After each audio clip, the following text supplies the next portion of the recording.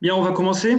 Du coup, je me présente. Bonjour à toutes et à tous. Alexandre Etif, je travaille pour la French Tech Brest Plus et j'anime le territoire Quimper-Cornouailles. Donc, bienvenue à cet atelier Mon métier en vrai, web designer, graphiste. Donc on est sur l'événement Femmes et numérique qui va se dérouler, donc qui se déroule toute cette semaine depuis lundi et jusqu'à ce midi. L'objectif de cet événement, donc troisième édition, organisée par l'ENI, la CCI et la French Tech, l'objectif donc c'est promouvoir et favoriser euh, les reconversions dans le numérique à la gente féminine, mais pas que. Et donc pour ça, on a mis en place plusieurs ateliers tout au long de la semaine qui ont pour but justement de vous faire découvrir les métiers du numérique, comment faire des reconversions justement orientées numériques. Donc aujourd'hui, on va parler du métier de web designer graphiste avec donc Mathieu Lescope, David Lemeur et Iagoda Steki. Juste avant de vous laisser la main pour animer l'atelier et puis intervenir, je voudrais remercier les 25 partenaires de notre événement, sans qui ce ne serait pas possible. Donc, vous pouvez aller sur notre site femme-numérique.bzh et vous retrouverez tous les partenaires, que ce soit des acteurs de la formation, de la reconversion, des réseaux d'entreprises, des réseaux d'entrepreneurs. N'hésitez pas à aller sur le site, là, il y a les descriptions et vous pouvez les contacter directement si vous avez des questions. Idem, on est présent donc sur YouTube. Si vous avez des questions, n'hésitez pas à les poser dans le chat à droite de l'écran. Voilà, maintenant on va rentrer dans le vif du sujet et je vais laisser la parole à Mathieu Lescope, donc, qui est coworking manager à la Technopole Quimper, enfin à la cantine Quimper, pardon, qui va animer cet atelier. À toi, Mathieu. Oui, bonjour à tous. Alexandre l'a déjà présenté. Je suis coworking manager du coup à la cantine Quimper, qui est un espace de coworking géré par la Technopole Quimper-Cornouailles, qui accueille des entrepreneurs de tout secteur d'activité et notamment des web designers et des graphistes, ainsi que des gens qui ont du coup des besoins dans ces domaines. Euh, je peux mettre la petite diapo. Dans ces domaines. Aujourd'hui, on accueille du coup David et Yagoda pour parler du coup de ce métier de web designer web et de spécialiste en UX UI, des termes un peu techniques qui nous expliqueront un peu plus tard. Je vais laisser David et Yagoda se présenter chacun en une phrase. On donne l'honneur aux femmes. On est comme femme à numérique. Donc Yagoda, si tu veux te présenter, je te laisse la parole. Merci Mathieu. Donc moi c'est Yagoda. Alors du coup je suis directrice artistique web et print. J'ai commencé tout ça par un bac littéraire. Voilà, je suis vraiment issue d'une filière généraliste. Et ensuite je me suis spécialisée, je me suis lancée dans des études d'art appliqué. J'ai commencé à l'époque, on appelait ça un BTS communication visuelle option multimédia. Voilà, on ne disait pas numérique, on disait multimédia. Et puis ensuite, j'ai continué avec un diplôme supérieur d'art appliqué en design graphique et j'ai terminé avec un master multimédia interactif. Donc voilà, c'était vraiment un parcours très orienté design graphique, mais à chaque fois en me spécialisant vraiment dans le numérique, dans le digital. Et puis du coup, après ça, après ce master, j'ai commencé par un long stage dans une agence de publicité à Paris. Voilà, c'est un stage qui m'a fait prendre conscience que j'aimais pas du tout le domaine de la publicité. C'était vraiment pas mon truc, c'était pas du tout mon milieu. J'aimais pas travailler avec les gens avec qui je travaillais, j'aimais pas l'ambiance, les objectifs à atteindre. Enfin voilà, sur le coup, je me suis dit que je m'étais complètement trompée dans mon parcours. Je pensais avoir fait toutes ces études pour rien. Et jusqu'à que je sois embauchée chez Litchi. Litchi, c'est un site de cagnotte en ligne, peut-être que vous connaissez. À l'époque, c'était une petite start-up que j'ai intégrée en 2012. On était une dizaine. Et voilà, j'ai travaillé 7 ans chez Litchi, donc 5 ans à Paris. Et ensuite, j'ai rejoint mon compagnon en Bretagne, à Quimper. Et du coup, j'ai fait 3 ans de télétravail total, toujours en travaillant chez Litchi, donc voilà, mais en étant basée à Quimper. Donc, je faisais des allers-retours sur Paris à peu près tous les 10 jours. Et voilà, je passais à peu près 3 jours là-bas, ce qui me permettait de maintenir le lien avec mon équipe, avec le reste de l'entreprise, d'être toujours dans cette dynamique, de ne pas être coupée, voilà, ce qui était très important. Et j'ai pu du coup découvrir à ce moment-là la cantine numérique, parce que c'est là où je venais travailler pour ne pas être seule à travailler chez moi en télétravail, ce qui m'arrivait, mais j'aimais beaucoup aller du coup à la cantine numérique où là j'avais des collègues, voilà, des freelances, des entrepreneurs avec qui je pouvais échanger, et ça c'était du coup très important. Et c'est comme ça que j'ai pu commencer aussi à me faire un réseau, voilà, chose qui est très importante du coup dans ce domaine-là. Merci Yagoda. On laisse la parole du coup à David qui va aussi nous expliquer son parcours. Ok.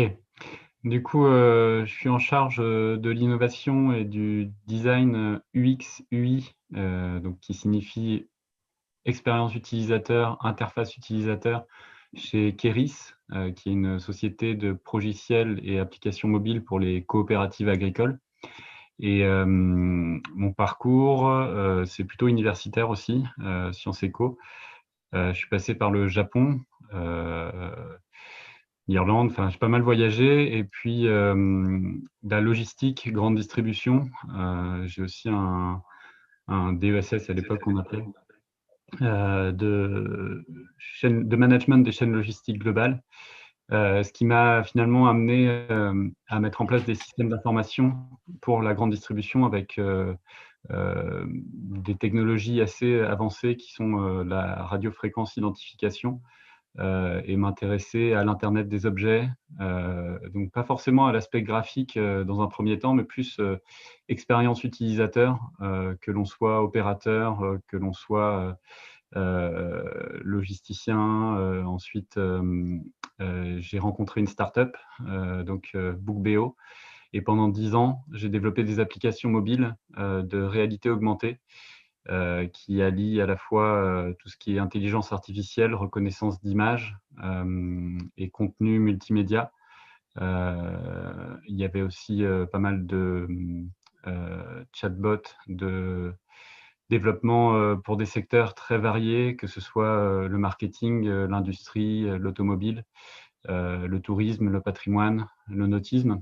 Et donc ces 10 ans d'expériences diverses et variées m'ont permis en même temps de développer cette compétence de designer UX, UI, comme je disais, expérience utilisateur, interface utilisateur, plutôt commercial dans le poste que j'occupais. Et depuis que je suis chez Keris, j'ai pris toute la compétence maquettage, prototypage des applications. Donc, on pourra voir par la suite avec des illustrations. Merci David. Donc, si on comprend bien, vous avez travaillé dans différents types d'entreprises, aussi bien des startups, aussi bien l'un que l'autre, donc Bookbeo pour David et Litchi pour Yagoda, que dans des entreprises classiques comme des agences des agences web ou une entreprise agricole, une entreprise de logiciels pour les coopératives agricoles pour David. On va passer à la prochaine question qui est quelle est votre journée type? Alors David en tant que salarié et Yagoda en tant que freelance aujourd'hui, que faites-vous de vos journées? Comment les découpez-vous? Comment vous faites pour être productif, pour gérer vos clients, etc. Pareil, je relaisse la main à Yagoda. Alors, moi, du coup, je vais mettre en parallèle vraiment mon parcours de salarié et de freelance, puisque j'ai été salarié plus de 7 ans et freelance un peu moins de 2 ans. Donc, ma journée type quand j'étais salariée, c'est que le matin, j'arrivais au bureau, j'ai une liste de projets à réaliser. Par exemple, très concrètement, par exemple, je dois designer une nouvelle page du site. Je dois réfléchir à une nouvelle campagne publicitaire, donc réfléchir à la direction graphique. Et le troisième point, par exemple, je dois je dois produire des visuels pour les réseaux sociaux. Donc voilà, c'est 3 types de projets. Et du coup, j'ai en tête la date de livraison, le rendu en fait. Et en fonction de ça, c'est moi qui vais m'organiser ma journée. Je sais que par exemple, je vais être beaucoup plus productive le matin. Donc à ce moment-là, je vais me dédier à des tâches qui demandent beaucoup de concentration, comme par exemple designer une nouvelle page du site, parce que ça va me demander de faire beaucoup de recherches, donc de la veille graphique. Je vais aller sur des sites, m'inspirer, je vais voir qu'est-ce qui se fait en ce moment, je vais essayer de comprendre vraiment les besoins des utilisateurs, qu'est-ce qu'il faut mettre en place. Voilà, et ensuite je vais passer sur du maquettage. Donc d'abord sur papier, je vais faire beaucoup de croquis, et ensuite je vais tester dans mon logiciel de création. Je vais commencer à maqueter, donc à faire vraiment le design sur ordinateur. Et voilà, et l'après-midi, par exemple, je suis un peu moins productive, donc là, je vais faire plus des tâches d'exécution. Donc, par exemple, je vais produire des visuels qui me demandent beaucoup moins de concentration. C'est des visuels que je fais selon la charte graphique. Voilà, c'est des choses qui vont assez vite. Il faut en faire plusieurs. Donc voilà, ça, c'est par exemple une journée type en tant que salarié. En tant que freelance, ce que là je vis, c'est qu'en plus de ça, il y a l'aspect vraiment administratif que j'avais pas avant dans mon boulot de salarié du coup. Donc là, par exemple, il y a tout ce qui est faire un devis quand on rencontre un client, faire un premier brief avec lui, échanger sur qu'est-ce qu'il veut, ce dont il a besoin, ensuite faire un devis, négocier son devis, le défendre, et puis ensuite faire le suivi de projet, faire des points régulièrement avec lui. Il y a gérer les factures, enfin toute la comptabilité en plus qu'il n'y a pas. Et puis le côté prospection, le côté aller chercher soi-même ses clients, réseauter aussi, très important quand on est freelance. Donc en fait, voilà, il y a des aspects en plus qui se sont rajoutés dans mon métier de freelance que je n'avais pas quand j'étais salariée, donc ce qui est normal, forcément, parce que du coup, je suis mon propre chef, on va dire. Donc voilà, c'est intéressant de bien connaître les différences, parce que ce n'est pas du tout la même journée type, on va dire. Et toi, David? Donc du lundi au jeudi, pour Kéris, je suis plus sur une activité comme celle que décrivait Yagoda, de maquettage de salariés. Donc on prend au fur et à mesure les dossiers tels qu'ils se présentent, et étant donné qu'il y a une grosse équipe quand même, commerciale, analystes, développeurs, c'est 140 collaborateurs chez Kéris. Du coup, il s'agit aussi de diffuser, animer, partager les maquettes, toute cette innovation au sein de Kéris. Donc, c'est beaucoup de réunions Teams aujourd'hui, vu qu'on est en télétravail aussi. Enfin, c'est une journée type qui, depuis le confinement, est ainsi. Par contre, ce qui est important aussi, c'est que j'avais déjà, pour BookBO, pratiqué le télétravail pendant 10 ans, quasiment à 80% du temps. Donc, c'est quelque chose qui est identique. Maintenant, c'est peut-être dans ce que décrit Yagoda, quelque chose que j'ai connu par le passé, justement, quand j'étais chez BookBO. C'est-à-dire que j'avais la charge commerciale et je m'occupais aussi de faire les devis, les factures, toute la comptabilité dans une petite start-up de 7 personnes. Et aujourd'hui, c'est vrai que chez Kéris, je me concentre vraiment sur le design, l'expérience utilisateur et les interfaces utilisateurs. Ça, c'est du lundi au jeudi. Puis le vendredi, j'ai une activité de conseil et formation où là, ça se ressemble jamais, mais c'est peut-être pas le sujet. Enfin, sauf qu'on est vendredi, mais en tout cas, voilà pour ma journée type. Ok. Moi, il y a un sujet qui m'intéresse dans ce que vous avez dit, c'est dans la gestion du temps. Yagoda, tu disais que tu te réservais le matin pour travailler sur les tâches qui étaient, comment dire, où tu avais besoin de concentration, notamment sur le maquettage des pages web. Maintenant que tu es freelance, est-ce que tu as changé cette façon de travailler en disant, bah, en fait, tu es peut-être plus créative le soir ou tard dans la nuit ou dans plein après-midi. Puis peut-être que ton rythme de vie a changé aussi parce qu'on évolue tous dans la vie aussi. Mais est-ce que tu as changé ça pour être plus créative? Oui, bah exactement. Ça, c'est un des avantages du freelance, c'est que on adapte ses horaires en fonction de soi. Donc, moi, par exemple, je ne suis pas du tout du matin. Voilà, c'est vraiment dur pour moi de me lever le matin. Donc là, en étant à mon compte, ce que je fais, c'est que je me permets de dormir beaucoup plus tard qu'un salarié qui se lève par exemple à 7h ou 8h. Moi, je peux me lever à 9h, je peux prendre mon petit déj tranquille, tout ça. Et effectivement, j'ai remarqué que, en tout cas, moi, dans mon rythme créatif, je suis beaucoup plus créative le soir, généralement, voilà, dans mon bureau, au calme, dans une ambiance tamisée. Voilà, tout le monde, par exemple, dort à la maison. Mon bébé dort, enfin, et à ce moment-là, je suis vraiment seule avec moi-même, et là, je peux y aller au niveau créatif, enfin, je déborde de plein d'idées, et voilà, du coup, mon rythme est effectivement très différent de celui de salarié. Ok. Et toi, David, dans du coup ce planning du lundi au jeudi, je crois que tu n'es pas seul sur cette tâche de web design, non? Tu travailles pas avec quelqu'un Euh, chez Keris? Bah, il y a beaucoup de développeurs, mais le profil, enfin, c'est une création de poste qui était inexistante, et je pense pas qu'il y ait d'équivalent, mais il y a du marketing, de la communication, euh, mais la charge UX, UI, maquettage, pour l'instant me revient. J'essaye de partager au maximum, et du coup il y a une partie aussi formation pour les outils de maquettage. Pour ne pas le citer, Adobe XD. D'ailleurs, je suis curieux un petit peu avec Yagoda de savoir sur quel outil elle peut maqueter pour partager au public, mais elle pourra répondre après. En tout cas, je finis juste sur ma journée type, ou du moins la répartition sur la journée.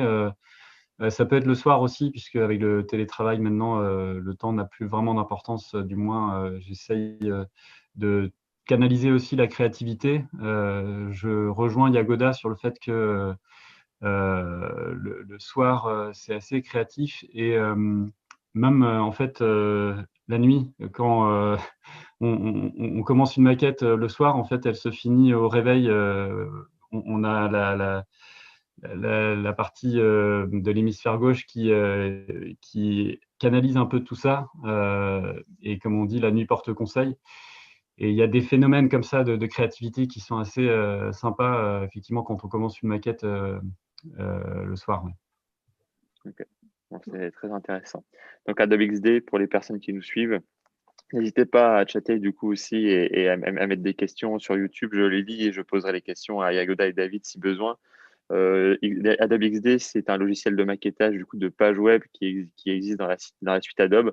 Donc peut-être que vous connaissez des logiciels comme Photoshop, Illustrator. Ben, c'est le logiciel Adobe qui permet du coup de tester des pages et des outils pour voir si du coup dans une interface ou dans une expérience d'un site web, une application, les choses sont bien placées. Mais je crois qu'on a des illustrations un peu plus tard aussi dans la présentation pour un peu vous expliquer tout ça un peu mieux. Donc question suivante. Et juste du coup, Euh, Yagoda, de ton Oui. côté, tu es sur quel outil? Moi, du coup, je travaillais sur la suite Adobe. Donc, je faisais mes maquettes sous Photoshop et avec des éléments dans Illustrator. Et puis ensuite, sur la fin de chez Litchi, j'ai commencé à travailler sur Sketch. Du coup, voilà, j'ai appris à travailler sur Ok. Sketch, qu'aujourd'hui j'utilise du coup. Et voilà. Et sinon, on utilisait un site qui s'appelle InVision, Mm. qui permettait du coup de faire des prototypes rapides pour tester les maquettes. Donc, créer des liens entre les maquettes, cliquer sur des boutons pour voir comment se fait l'interaction, voilà. Et puis aussi pour avoir le retour des clients. Donc, ça nous permettait de mettre une maquette. Et puis, il y avait tout un espace blanc autour, et les membres de l'équipe venaient ajouter leur retour sur la maquette. Bah, par exemple, ça, je ne comprends pas cette partie-là, est-ce qu'on pourrait optimiser ça? Voilà, c'était vraiment un site qui nous permettait de travailler en équipe autour d'une maquette. Voilà. Il y a des outils, alors c'est ce qu'on appelle des outils de wireframe sur le web. On a un autre qui était très connu au début avant qu'Adobe XD et du coup Sketch arrive, c'était Balsamiq aussi. Et je crois qu'il est gratuit et ça permet de se faire la main en moins sur un premier outil pour les personnes qui voudraient tester. J'en profite avant de passer sur les compétences. J'ai vu que des gens nous avaient posé des questions. La première est pour Yagoda. En tant qu'indépendante, y a-t-il beaucoup de concurrents et comment y faire face? Yagoda, si tu as une réponse. Oui, moi je trouve qu'il y a beaucoup de concurrents quand même dans le milieu du design, dans le graphisme. Après, quand on a réussi à se faire un réseau et que les gens reviennent vers nous, parce que soit on est spécialisé dans un domaine très précis, enfin dans une niche, soit on a une patte graphique que le client aime et que c'est pour ça qu'il vient te voir toi et pas un autre designer. Soit parce que c'est facile de travailler avec toi, du coup il y a vraiment un relationnel qui est très agréable. Par exemple, tu comprends très rapidement les besoins de ton client. Il arrive très rapidement à visualiser ce que tu lui expliques. Voilà, des choses comme ça. Donc, on va faire en fait la différence sur tous ces points-là. Et c'est comme ça qu'on va réussir à se différencier des autres. Mais c'est vrai qu'au début, c'est assez difficile de se faire son réseau et de se démarquer des concurrents. Ça prend beaucoup de temps. Voilà, c'est pour ça qu'il faut réseauter, voilà, se faire son réseau. Les débuts sont très difficiles, mais après, une fois qu'on a trouvé sa voie, ça roule. Moi, je parle en tant que coworking manager du coup de la cantine Quimper. Je croise beaucoup de personnes qui sont au début de leur activité professionnelle et ce qu'ils mettent en avant, c'est ce qu'on appelle les hard skills, donc les compétences techniques. Je sais faire un site, je sais faire une maquettage de site web, je sais faire un logo et on oublie souvent l'humain. C'est-à-dire qu'au fait, il y a le relationnel, comme Yagoda le disait, entre un client et un professionnel, c'est quand même très important. C'est ce qui permet du coup d'établir cette confiance et de garder ses clients sur une durée pérenne pour son activité. J'avais une deuxième question qui touchera plus du coup David. L'UI design est une évolution du métier de web designer ou une activité totalement à part?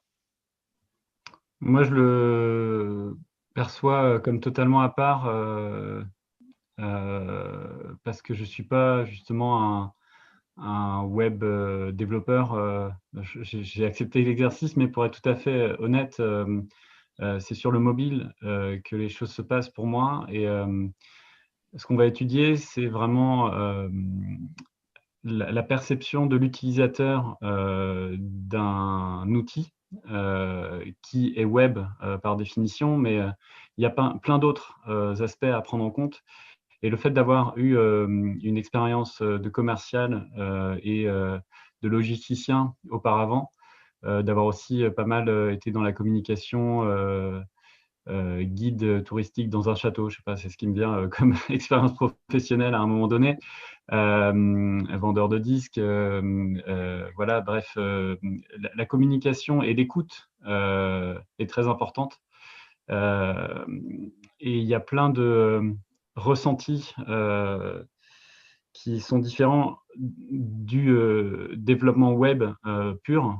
Et plus on s'en détache, plus on va vers l'utilisateur et on répond à ses attentes. Parce que les cahiers des charges, c'est une chose, mais finalement, le relationnel, comme tu disais aussi, pour arriver à garder un flux d'affaires, mais aussi des projets innovants, ça se passe en one-to-one, j'avais envie de dire, enfin en duo ou en discussion. Et là-dessus, il faut plutôt des compétences, à mon avis, de communicant, même si voilà, on n'est pas dans un poste de commercial ni de communicant. Et là, c'est ma nature qui est plus adaptée, je pense, alors que pendant 10 ans, j'ai essayé d'être commercial pur. Et finalement, je me suis aperçu que c'est aussi se poser, maqueter, qui permet de répondre à ces enjeux du X et du Y qui sont différents pour moi de la définition du web dans son ensemble. Ok. Là, ce qu'on entend dans vos 2 discours, c'est qu'une de ces co des com d'une compétence, une des compétences importantes en tant que web designer, c'est l'écoute du client. Est-ce qu'il y a d'autres compétences qui sont requises pour ce métier? Est-ce qu'il y a vraiment des compétences, pour lesquelles, sans laquelle on ne pourrait pas faire ce métier-là? Yagoda, je t'en Yagoda? prie. Alors moi je dirais, David l'a un peu évoqué, avec le fait d'être polyvalent dans le métier de créatif comme ça, dans le web, c'est connaître un peu les métiers qu'il y a autour de notre métier. Par exemple, moi je suis designer, à côté il y a un intégrateur, il y a le développeur, il y a le chef de projet. Voilà, il y a les personnes du marketing. En fait, il y a tout un panel de métiers. Et ce qui est bien, c'est de connaître en fait ce que font ces personnes-là, comment elles travaillent et ce dont elles ont besoin euh, pour qu'on puisse bien travailler ensemble. Par exemple, moi, quand je fais une maquette, donc je design ma maquette sous Sketch, il faut toujours que j'ai en tête les contraintes d'intégration ensuite derrière et de développement. Par exemple, je ne peux pas créer une maquette complètement fantaisiste ou très difficile à intégrer derrière et puis aussi qui va être difficilement compréhensible par l'utilisateur. Voilà, en fait, à chaque fois, je pense à ça. Est-ce que du coup, au niveau intégration, ça rentre dans le cahier des charges et derrière, au niveau développement, est-ce qu'on est dans les clous aussi? Voilà, et c'est avec toutes ces contraintes-là en fait, que je vais designer du coup. Et donc, c'est bien de connaître tous ces métiers autour pour pouvoir bien exercer son métier. Alors, j'en profite pour préciser quelque chose. Qu'est-ce qu'est l'intégration? L'intégration, c'est de prendre une maquette web faite par un designer et de la convertir en code et en site internet derrière. Il y a une question qui est posée juste là. Yagoda, en tant que freelance, vous ne faites jamais d'intégration. Ce qu'il faut savoir, c'est que designer et intégrateur, c'est 2 métiers différents. Mais je te laisse peut-être détailler exactement la différence, Yagoda. Oui, comme tu dis, en fait, intégrateur, il va découper ma maquette et il va donc mettre du code derrière pour créer une interface graphique, donc la mettre en ligne, tout ça, pour que ça fonctionne. Il y a de l'interaction, qui est un lien entre les pages. Voilà, donc ça, c'est vrai que c'est un métier différent de celui de designer. Mais après, il y a des piles qui sont polyvalents, donc qui savent faire les deux. Donc, on peut être designer, intégrateur et développeur. Voilà, dans ce cas-là, on est vraiment très fort. Dans ce cas-là, mettez-vous en freelance parce que c'est vraiment quand on maîtrise toutes ces compétences-là vraiment bien, à ce moment-là, on se suffit quelque part à soi-même. Donc, voilà, on peut se débrouiller tout seul. Moi, par exemple, j'ai remarqué que c'est pas mon truc, l'intégration. J'ai étudié ça. Ça faisait partie de mes études, ce qui m'a permis de justement connaître les contraintes de ce métier-là. Mais, par exemple, c'est pas du tout mon kiff de faire du code, tout ça. Donc, c'est pas du tout mon métier. Je suis vraiment spécialisée dans la direction artistique et dans le web design. Donc, tout ce qui est justement aussi expérience utilisateur, un peu comme David, plus en amont quelque part en amont du projet, plutôt qu'après le projet. Okay. Du coup, je peux témoigner, je me permets juste Oui. sur l'intégration. Je me suis rapproché un petit peu plus du développement maintenant et en pratiquant le maquettage, je me suis rendu compte que des outils comme Adobe XD permettent aujourd'hui de pouvoir exporter tout ce qui est fichier et format des icônes, notamment pour ne pas le nommer, le format SVG, qui peut être codé par la suite plus facilement si justement on prépare la maquette. Et je pense du coup que j'adresse un petit peu cette boucle d'intégration plus que la partie analyse, écoute en amont qui, côté Keris, est faite par d'autres personnes. Ok. Alors, juste avant que tu parles des compétences requises, David, je préfère, parce que je vois les questions qui défilent, donc je préfère préciser Ouais. certains points. On me demande si le web designer et du coup intégrateur était indissociable en tant que freelance. Comme on l'a dit tout à l'heure, en tant que freelance, plus on a de compétences, plus on est recherché et on a plus de chances de trouver des clients, mais on peut être aussi très bon dans son domaine. Et quelle est la différence entre un intégrateur et un développeur? L'intégrateur va être plus garant de ce qu'on appelle le front-end d'un site internet, donc c'est-à-dire le côté design et que tout s'imbrique bien et marche sur tout type d'écran, que ce soit mobile, écran de tablette, écran d'ordinateur. Donc en fait, il est garant du design créé par le designer sur l'aspect technique du site. Et le développeur va aussi travailler plus en back-end, c'est-à-dire sur les tâches à l'arrière du site internet, donc des algorithmes, des logiciels, tout ce qui permet la gestion cachée du site internet. David, je te laisse parler des compétences que tu penses nécessaires pour être web designer.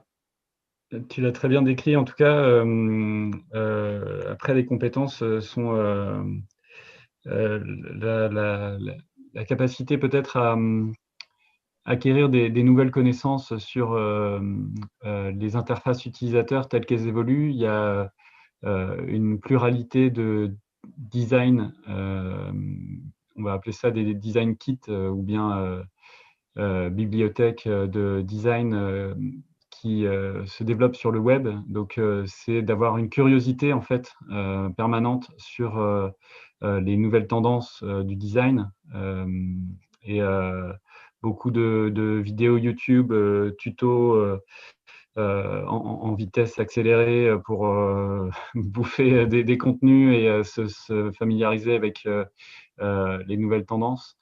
Ça, pour moi, c'est une compétence, je pense, ou un leitmotiv qui peut nourrir le profil du designer. Ouais. Ok, donc si on résume, on a l'écoute du client, l'écoute du marché et des tendances, et cette volonté de toujours apprendre et de se former au fil du temps. Ouais. On est d'accord avec ça, Yagoda aussi? J'ai oublié quelque chose? Oui, je suis d'accord avec ça. Et je rajouterais que aussi, faut être persévérant parce que dans la créativité, parfois ça vient, parfois ça vient pas. Voilà, c'est quelque chose qu'on maîtrise pas. Et ça, il faut l'accepter, du coup. C'est vraiment quelque chose de différent de, par exemple, je sais pas, coder quelque chose. Voilà, la créativité est plus volatile. On peut essayer de créer des conditions pour favoriser la créativité, mais parfois, on va vraiment avoir le sentiment de ne pas y arriver. Il n'y a rien qui vient. On est obligé de recommencer. Et ben, c'est pas grave, ça ira mieux demain. Ok, donc ça, être indulgent avec soi-même aussi. Très bien. La nouvelle question, on va passer sur les exemples de réalisation. On va commencer par Yagoda pour tout ce qui est design un peu plus graphique, et ensuite sur l'UI, l'UX avec David. Donc je vais vraiment vous laisser la main, n'hésitez pas à me faire signe pour changer les slides, hein. Je dis ça aux intervenants. J'ai une question qui est intéressante qu'on pourra garder pour la fin. C'est les types de formations que vous avez faites exactement, en tout cas pour le côté design. Et je pourrais donner quelques écoles sur la région Bretagne, entre guillemets, qui peuvent vous former à ces métiers. Yagoda, je te laisse présenter ta réalisation. Ça marche. Alors là, ce que je vais vous montrer, c'est la première étape d'un projet d'une identité visuelle pour un lieu. Donc, c'est des bureaux dans Paris, des bureaux qui s'appelle l'Oasis. Voilà, c'est un lieu dédié un peu à la création. C'est là où il y avait les bureaux de Litchi. Il y avait d'autres bureaux de start-up aussi. Donc, il fallait créer une identité commune en fait à ce lieu, donc qui s'appelait l'Oasis. Donc voilà, c'est ce projet que je vais vous montrer. Et la première étape ici, c'est pour vous montrer tout le processus de recherche sur des pictogrammes. Donc, par exemple, vous voyez sur les trois croquis en haut, c'est un citron, un picto de citron. Et ben, on voit les trois étapes. J'ai laissé volontairement donc les trois étapes. La première, voilà, je commence par faire des ronds. Ensuite, je fusionne mes éléments et hop, et ça fait un citron. Voilà, comme ça, en fait, c'est pour vous montrer que ça paraît simple. Quand on voit le résultat final, quand vous voyez mon petit citron là à la fin, on a l'impression que, bah oui, bon, c'est un petit citron. Mais en fait, juste avant ça, j'ai dû passer par plusieurs étapes et puis j'ai dû tester beaucoup de choses. Comme par exemple, en dessous, vous voyez le picto ananas. Là aussi, j'ai testé différentes formes. Voilà, j'ai mis 3 étapes. Peut-être que même il y a des étapes supplémentaires que là, j'ai pas mises dans le screen. Mais voilà, c'est pour vous montrer donc l'évolution graphique en fait du picto, comme par exemple en bas aussi le petit bonhomme. Je module la forme et puis on en arrive à un résultat qui est correct du coup. Donc, La ouais. difficulté du coup aussi, est-ce que là c'est pour un seul client, c'est que tes pictos aient une cohérence tout entre elles aussi. Oui, c'est ça, ouais, effectivement. Il faut qu'il y ait une cohérence graphique, bien sûr, on reste dans le même univers visuel. Donc voilà. Donc la suite des slides, c'est pour vous montrer. Alors voilà. Voilà, donc ça, c'est les recherches de logo.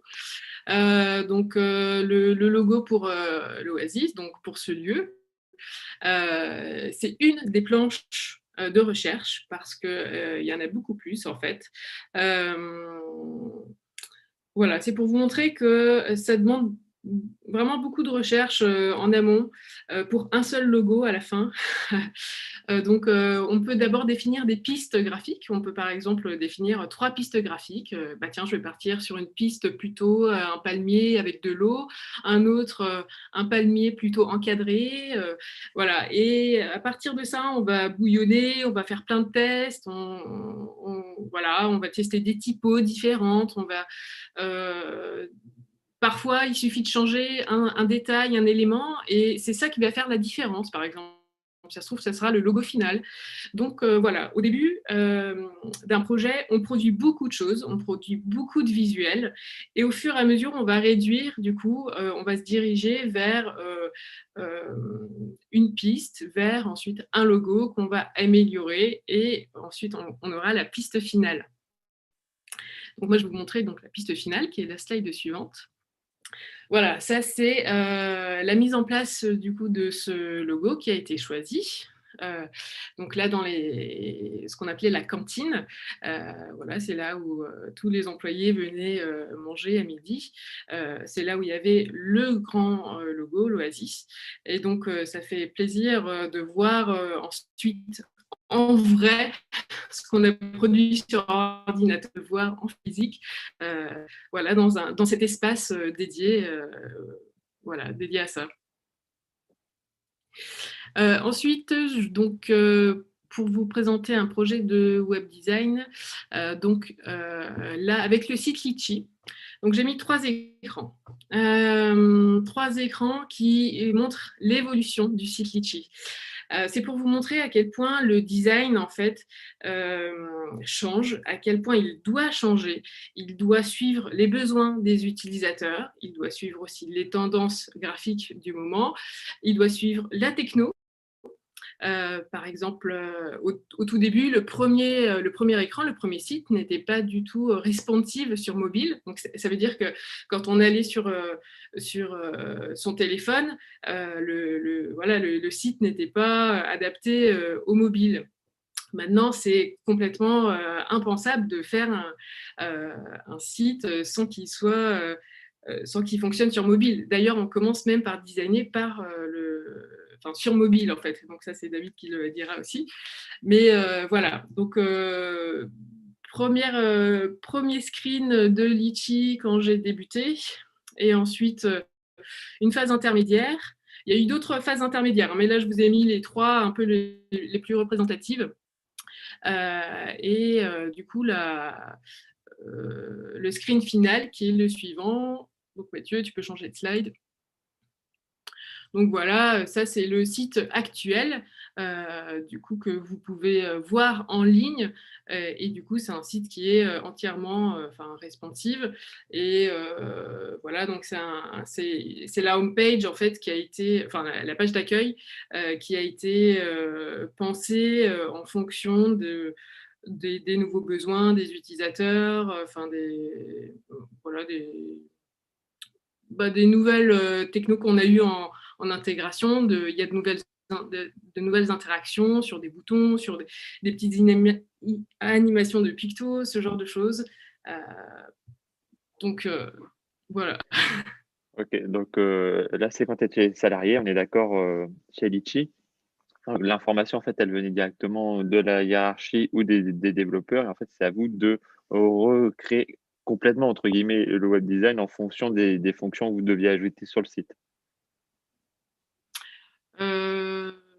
Oui, en fait, c'est ça. Il y a des contraintes marketing, donc des besoins marketing qui est, par exemple, quand on arrive sur la page d'accueil de Litchi, il faut que l'utilisateur puisse choisir, créer une cagnotte très simplement, très facilement. Il faut qu'il comprenne qu'on puisse créer une cagnotte pour un cadeau commun, pour voilà, une cagnotte avec des dons, des choses comme ça. Et du coup, en fonction de ça, eh ben, on va déterminer un wireframe, donc un peu la première structure du site. Et ensuite, on va apporter la couche de design là-dessus. Ok, très bien. Donc, je vais changer d'écran pour passer sur les réalisations de David et qu'il puisse vous en parler. David, à toi la main.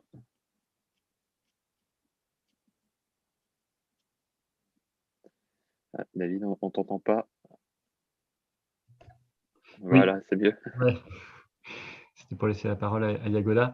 Ouais, donc les réalisations côté Keris sont, on va dire, plus épurées pour un objectif de logistique ici avec Pocket Appro qui permet de gérer tout ce qui est réception, palettisation, transfert, donc dans un entrepôt client de Keris.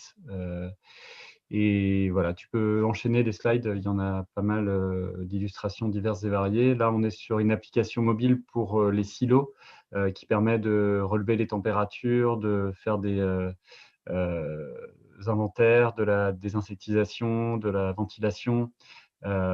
Donc, à chaque fois, on se positionne vraiment avec un parcours utilisateur, des petits schémas que vous pouvez apercevoir qui sont minimalistes, mais qui en même temps permettent de situer l'utilisateur dans ces différentes opérations. C'est important de mettre en parallèle ce qu'on appelle le user story ou parcours utilisateur, et quitte à le représenter avec un langage pictographique comme ça, très visuel, en parallèle de l'application que l'on commence à maqueter. Je te laisse enchaîner les slides. Autre application en cours de maquettage sur la partie reporting des céréales, donc toujours avec la notion de taux de remplissage, enfin plutôt de silo, qui, suivant le profil d'utilisateur, que ce soit la direction, le service apport, le technicien, peut avoir des informations différentes qu'il peut du coup visualiser sur un temps, une période donnée. Je te laisse. Autre application, PicConnect pour les éleveurs, transporteurs, techniciens, avec des formulaires, des bons d'enlèvement, des audits de biosécurité. Donc, une maquette que je ne vais pas forcément vous montrer dans le détail, mais tu peux enchaîner. Et je voulais, si tu… Voilà, parfait, la vidéo se lance. Évoquer du coup BookBO. Je pense que ça suffira sur cette vidéo. Pas la peine de voir les autres. On voit les applications de réalité augmentée que j'ai développées. Donc là, pour Finistère, tout commence en Finistère avec la reconnaissance des totems qui déclenchent des contenus 3D. BPNRA, du coup, qui était une application de réalité augmentée pour des containers qui présente le container dans sa forme finale à partir de modèles 3D et qui a permis de vendre 30 containers comme ça lors d'un salon. Autre application dans l'automobile avec la reconnaissance des pièces qui du coup déclenche des modèles 3D aussi avec l'explication de comment réparer une pièce ou de recommander la pièce. Starbus Metro qui nous a sollicité pour des applications de transport, donc avec toute la partie données temps réel mais aussi un robot conversationnel sur Twitter qui permet de discuter avec, donc le robot s'appelle Vitimbus, et on peut directement savoir comment se rendre à sa destination finale. Dernier projet dans le domaine de la santé avec tout un consortium européen. Vous voyez du coup un capteur placé sur la poitrine du patient qui est en rééducation post-chirurgicale, et l'affichage dans une lunette d'un avatar qui lui indique les gestes de rééducation. Donc voilà un petit peu la diversité des applications que j'ai pu développer avec Bookbeo pendant 10 ans, et puis ce que vous avez vu en introduction pour Keris. Comme dit Yagoda, on est sur une démarche mobile en premier lieu, et je me concentre sur peut-être plus la partie expérience que la partie graphique, comme Yagoda a pu présenter. Je m'appuie sur des bibliothèques existantes et j'essaye de garder tout ça assez cohérent, mais il y a beaucoup de kits, notamment Material Design, Bootstrap, qui sont disponibles et qui rendent le maquettage beaucoup plus efficace. Et en même temps, on peut s'associer, et ce serait intéressant de discuter avec Yagoda par la suite, pour créer une identité, une originalité dans les applications, effectivement avec la partie graphisme. Très bien. C'est la fin de tes slides, David? Oh bah, je pense que ouais, pour faire court, parce que sinon je pourrais en parler des heures, mais il y en a d'autres derrière, mais je ne vais pas m'étendre. On va repasser à la présentation. Donc, on arrive à la fin de la présentation. Ce n'est pas tout à fait la fin, parce qu'on a plusieurs questions qui sont fort intéressantes dans le chat que je vais vous poser. Alors, pas forcément dans l'ordre, hein, donc si on ne commence pas par la vôtre, ne vous inquiétez pas. Je commence par celle de Nirva. Bonjour, question de termes et métier environnement. Quelle est la différence avec le métier d'infographiste? Alors, quelle est la différence entre un web designer et un infographiste? Alors, je ne sais pas si quelqu'un veut prendre la main. Moi, je pourrais dire aussi quelques mots là-dessus. Bah, vas-y, Mathieu ou Yagoda, ouais, dans ce cas-là. Alors, comme l'a dit Yagoda au début, c'est bien de connaître les métiers qu'il y a autour du métier de web designer. Donc, il y a une connaissance à avoir sur le web, sur les compétences techniques à avoir, sur les contraintes techniques, sur le développement, sur les interfaces web. Alors qu'un infographiste, alors, dans le terme que j'entends, hein, ça va être quelqu'un qui va être là pour rendre graphiquement quelque chose sur un ordinateur, d'où le côté info. Donc, c'est en fait la gestion, entre guillemets, des logiciels graphiques qui sont Photoshop, Illustrator ou autres. Inkscape, en soi, ça existe aussi en logiciel libre. Il n'y aura pas cette connaissance du coup de l'UX et de l'UI, comme le disait David, donc de l'interface, de comment sont les interfaces web, de quelles sont l'expérience et les actes que font ces utilisateurs sur ces plateformes-là, ce qui donne en fait une compétence en plus à un infographiste. Il y a aussi une notion d'âge, entre guillemets, du métier. C'est-à-dire qu'au début, on était graphiste, infographiste, et maintenant on parle de web designer parce qu'il y a aussi ce nouveau secteur d'activité qui s'est ouvert pour ces métiers-là. Donc, il y a aussi une connotation en fait datée du métier. Donc, en gros, pour moi, infographiste, c'est une partie du métier de web designer. Yagoda, on ne t'entend pas malheureusement. Il va falloir débloquer ton micro. Oui, voilà. Oui, bah, je te rejoins là-dessus aussi. Infographiste, pour moi, c'était le terme qu'on utilisait avant, en fait, au tout début du web.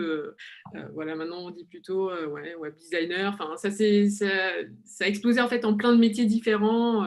On n'est plus qu'infographiste. On peut être, je sais pas, ergonome, web designer, designer UX, designer UI, voilà, il y a plein de termes maintenant, alors qu'avant, on disait tout infographiste ou informaticien. Ouais, c'est ça. On parlait tout à l'heure de la différence entre intégrateur et développeur. Si on remonte, tout était sous le terme informaticien. C'est-à-dire qu'en fait, il y a des nouvelles compétences à avoir, et pour être expert sur un domaine, il faut qu'on s'y spécialise, et quand on s'y spécialise dans un domaine, il y a un nom qui en ressort pour définir ce métier-là, tout simplement. Et pour ceux qui sont en reconversion, puisque c'est un petit peu mon cas, je me suis permis de m'attitrer cette compétence design UX UI l'année dernière, objectivité. Jusque-là, c'était plutôt la compétence commerciale que je développais, même si je faisais du design de service centré utilisateur. Et l'expérience utilisateur, c'est justement d'avoir une certaine expérience, qu'elle soit même de vente de disques ou guide dans un château, où je parle de l'expérience comme quelque chose qui est très à valeur ajoutée, et d'en avoir conscience pour se dire qu'on est capable de décrire un parcours utilisateur, parce que c'est aujourd'hui dans la digitalisation, l'important c'est de comprendre l'humain et l'expérience qu'il vit. Donc il y a un certain recul et une différence avec cette notion, peut-être effectivement, comme tu décrivais au départ, Mathieu, d'infographisme qui se concentre sur l'écran et l'aspect graphique, quoi. Je ne sais pas, Alexandre, si on a le temps pour d'autres questions. Je peux poser une ou deux très rapidement avant qu'on fasse la Ok, conclusion. bon, je pars celle qui est la plus intéressante aujourd'hui. Pour les gens qui voudraient se reconvertir dans ce métier-là ou au moins se renseigner pour savoir quels sont les débouchés et les organismes qui permettent du coup de se former. Moi, je sais que j'ai une formation de web designer aussi. Je me suis formé au lycée Le Paraclet à Quimper, qui est maintenant devenu une licence en 3 ans qui s'appelle le DNMAD. Il y a d'autres écoles sur le territoire breton il y a la Brest-Vinesse, non, je vais dire une bêtise.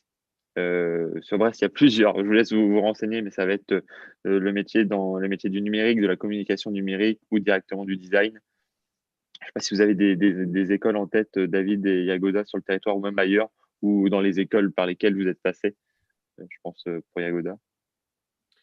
Moi, je ne connais pas trop sur le territoire breton. Moi, en tout cas, j'ai étudié du côté de Lyon avec un BTS, du côté de Strasbourg avec un DSA, donc un diplôme supérieur d'art appliqué, et puis ensuite avec un master multimédia interactif du coup à la Sorbonne à Paris, quoi. Ok.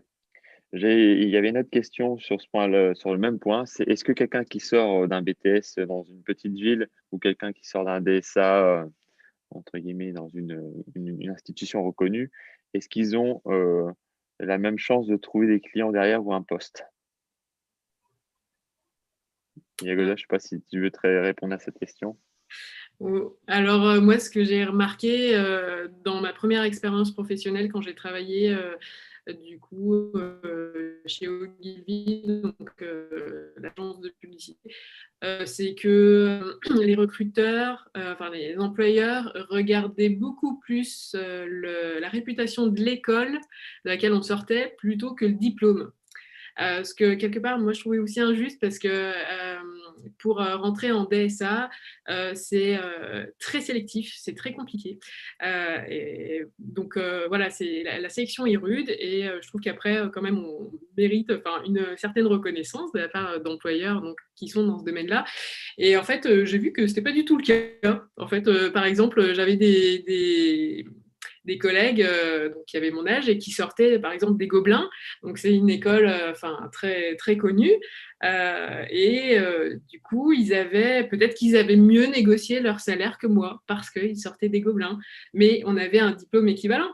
Et la sélection était tout aussi difficile, mais voilà, au final j'ai vu que la réputation de l'école parfois voilà, aux yeux des recruteurs, quand parfois ils s'y connaissent pas trop, ils vont se fier plus voilà, à la réputation d'une école plutôt qu'au diplôme qui lui aussi est très sélectif et difficile.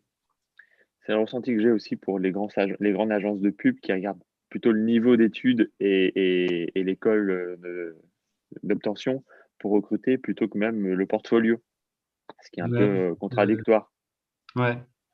Moi, j'aurais tendance à prioriser dans mon recrutement le parcours utilisateur qui est bien compris. Et du coup, il s'agit effectivement de faire un premier choix, une sélection peut-être qui va avec le CV, avec l'école, mais dans les écoles où j'interviens, la Digital School, l'ISFEL ou d'autres écoles, ce que j'apprécie, c'est de détecter des profils qui sont plus débrouillards qui veulent monter en compétences parce que derrière, de toute façon, c'est des compétences qu'on peut développer.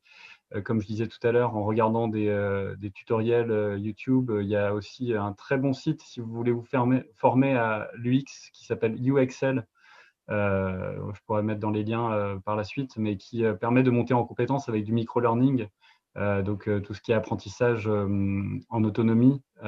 Et vraiment, aujourd'hui, je pense que ce n'est pas forcément le diplôme qui compte, mais c'est plutôt la qualité des maquettes et des applications qu'on peut même s'exercer à faire soi-même sur des projets et de pouvoir démontrer ça auprès d'un futur employeur.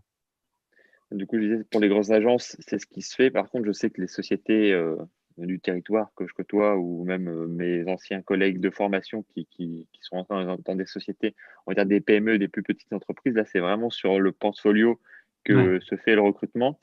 Et à ce niveau-là, du coup, qu'on ait une formation de 2, de 5 ans ou qu'on soit autodidacte, du coup, via YouTube ou via ses propres connaissances, ça se fait sur les compétences et donc tout le monde a sa chance. Ouais, Je crois qu'il nous aussi, reste. je suis d'accord avec ça, qu'effectivement, en tout cas, moi, dans le recrutement aussi que j'ai eu à voir, je regardais beaucoup plus le portfolio et puis ensuite l'entretien. À l'entretien, c'était très important de voir la réflexion de la personne, comment elle comprenait les choses, comment elle faisait des recherches dans sa tête. Et en fait, après qu'elle ait été autodidacte ou justement juste 2 ans d'études, bah, ça n'avait pas d'importance.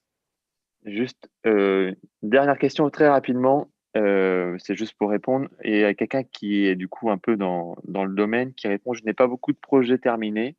Est-ce que c'est judicieux de faire un site portfolio si tôt, même si on n'a pas encore beaucoup de travaux à présenter? C'est difficile de se situer. Alors ça, c'est l'éternelle question du portfolio. Est-ce que je dois le faire? Est-ce que je dois le mettre à jour avant de postuler?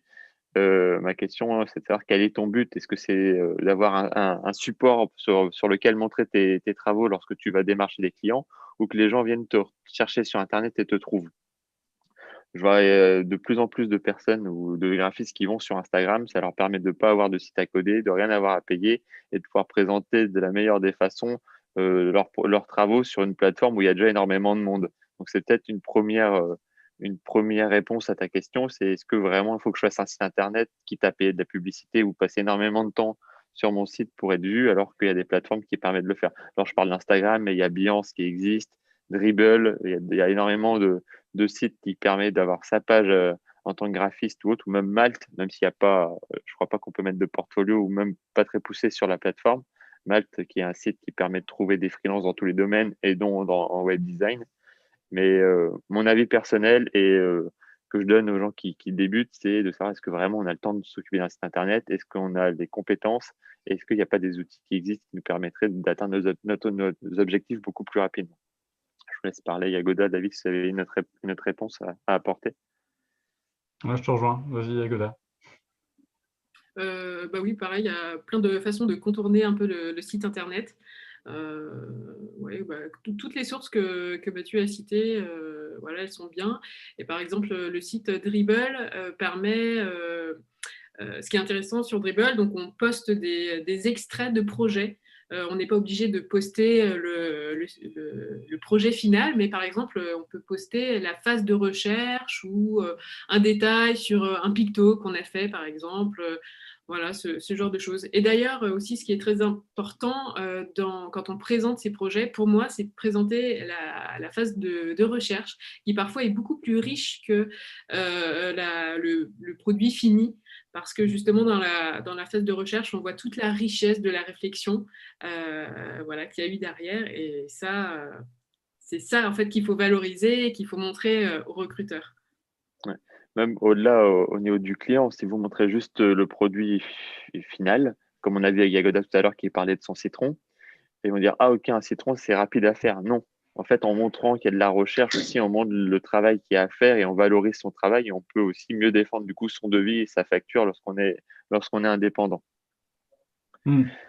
C'est vraiment le cœur du sujet que de pouvoir montrer aujourd'hui les étapes intermédiaires, ce que peut-être on ne faisait pas dans un développement progiciel. Et c'est aussi ce que je cherche à démontrer au sein de Keris et de convaincre qu'on peut montrer à un stade embryonnaire et puis partager avec l'utilisateur pour avoir son retour et savoir écouter, être dans cette écoute mutuelle, c'est très important. Donc ça, c'est un autre design, c'est le design thinking pour ceux qui s'y intéressent, d'aller se renseigner, c'est-à-dire d'être accompagné via ses futurs utilisateurs et ses collègues tout au long d'un projet, que ce soit web ou autre, pour avancer dans la bonne direction. Il faut peut-être un atelier là-dessus l'année prochaine, du coup. Peut-être l'année prochaine. En tout cas, je vous remercie, Yagoda et David, pour votre participation à cet atelier et aux personnes qui nous ont suivis sur YouTube et qui nous ont posé des questions. Alors, je laisse la main à Alexandre pour conclure cet atelier. Et en tout cas, je passais un très bon moment. Merci à vous tous. Ouais, merci. Merci Mathieu pour l'animation de cet atelier. Merci Yagoda et David pour vos interventions qui étaient vraiment très pertinentes. Je pense qu'on a passé un bon moment. On a même dépassé un petit peu le timing, mais bon, c'est pas très grave. C'était très intéressant. Donc, si vous avez des questions par la suite, n'hésitez pas aussi à vous connecter sur le site Femmes Numériques. Il y a les intervenants, il y a les exposants, enfin les partenaires, dont la cantine numérique Quimper, Mathieu gère. Donc, n'hésitez pas aussi à vous connecter pour poser vos questions. Oui, alors. Prochain et dernier atelier, vas-y. J'en profite, Alexandre, parce que vraiment, la cantine Quimper est un lieu qui est fait pour ça. Si vous avez des questions sur ces domaines-là ou autres, il ne faut pas hésiter à nous contacter. Donc, passez via le site, comme l'a dit Alexandre, et on vous accueillera avec plaisir dans nos locaux ou via Visio pour vous discuter. Voilà, merci, Alexandre. Je n'aurais pas dit mieux. Donc, n'hésitez pas à passer, prochainement à la cantine. Donc, prochain atelier, dernier atelier de femmes et numérique pour cette année. Donc, ce sera à 13h15 sur accès reconversion. Donc, comment changer d'univers professionnel. Donc, vraiment un atelier axé sur les personnes qui veulent vraiment changer de métier et de secteur d'activité, par exemple. Donc, voilà, je conclue là-dessus. Merci beaucoup à tous les trois et merci à nos partenaires. Et on se dit à très vite pour la suite.